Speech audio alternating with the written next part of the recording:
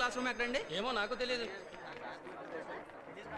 ఏమండి BCom first year ఎక్కడో చెప్తారా? నాకు తెలియదండి, నేను కూడా వెతుకుతున్నాను. రండి ఇద్దరం కలిసి వెతుకుదాం. అబ్బాయి వదిలేండి, నేను వెతుకుంటాను.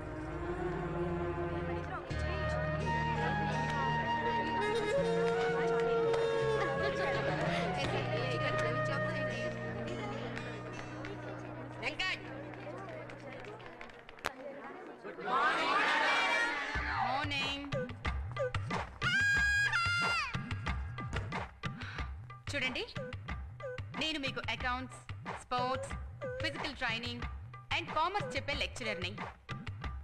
ఈ కాలేజ్లో అన్ని మెయిన్ డిపార్ట్మెంట్స్ నా కిందే ఉంటాయి. ఉండకపోతే ఉంచేస్తా. నా పేరు జ్ఞాన Saraswati.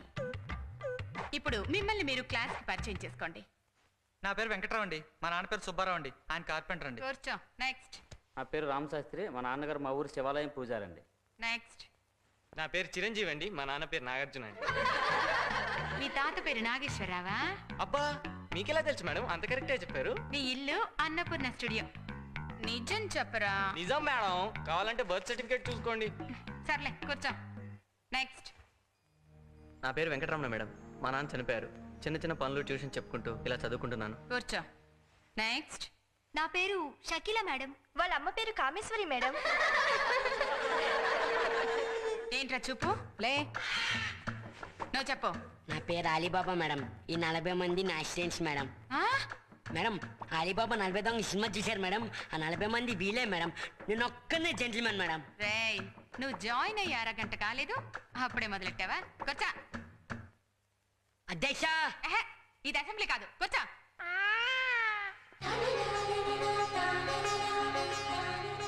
Excuse me madam. Yes. లోపలికి రావచ్చా మేడం? రామ్మా, కూర్చో.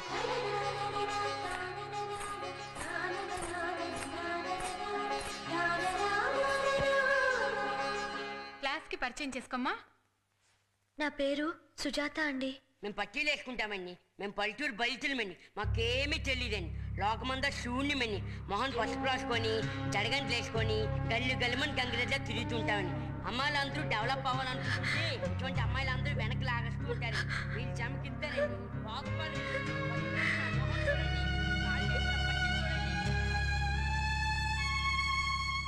ఈరోజు కాలేజీలో ఒక అమ్మాయి చేరిందమ్మా. అచ్చం మహాలక్ష్మిలా ఉంది. కానీ వీడే ఈ ఆలిగాడు. ఆ అమ్మాయిని పట్టీలు కట్టుకున్నావు, 2 జళ్ళు వేసుకున్నావు, గంగిరెద్దులా ఉన్నావు అని నానా మాటలా నేర్పించాడు. నాకైతే ఆ అమ్మాయిని చూస్తే చాలా జాలేసింది. జాలి? అమ్మాయి నేర్పిస్తే నీకెందుకురా జాలి? అమ్మాయికి నీకు ఏ సంబంధం? కాలేజీకి వెళ్ళి బుద్ధిగా చదువుకొని ఇంటికి రా. క్లాస్ లో కూడా తలదించుకొని ఇది ఇలా చదువు. నన్నంటాడేటి? కంగారు పడకు, నా డబ్బు కోసం రాలేదు. మీ అప్పు త్వరగా తీరిపోయే ఉపాయం చెప్తాను, వింటావా? రేపు తిరునాళ్ళలో గుడి చుట్టూ తోరణాలు కట్టే కాంట్రాక్ట్ నీకు ఇప్పిస్తాను. 500. అందులో 250 నాది, 250 నీది. సరేనా? సరేనండి.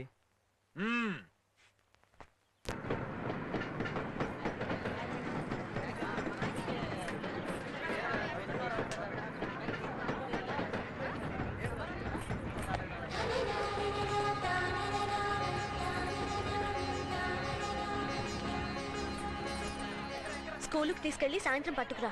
ఇవి పోయాయో నాన్నగారు బాధపడతారు. జాగ్రత్త. సరే అక్క.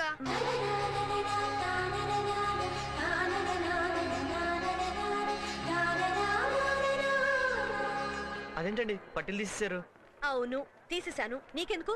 పట్టీలు వేసుకుంటే ఎందుకు వేసుకున్నావు అని మీరే ఏడిపిస్తారు. తీసేస్తే ఎందుకు తీసేసావని మళ్ళీ మీరే అడుగుతారు. వేసుకుంటే వేసుకుంటాను, తీసే అనిపిస్తే తీసేస్తాను. అసలు నా సంగతి నీకెందుకయ్యా? నీకు నాకు ఏంటి సంబంధం? వెళ్ళవయ్యా, వెళ్ళు వెళ్ళు.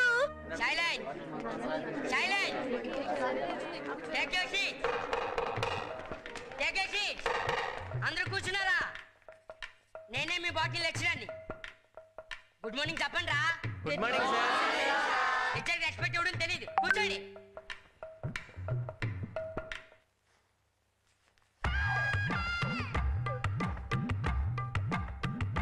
ఈ రోజు మన బాట్ని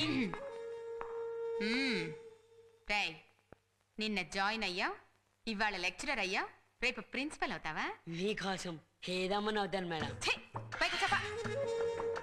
ఓయ్, ఏంటో చూపు.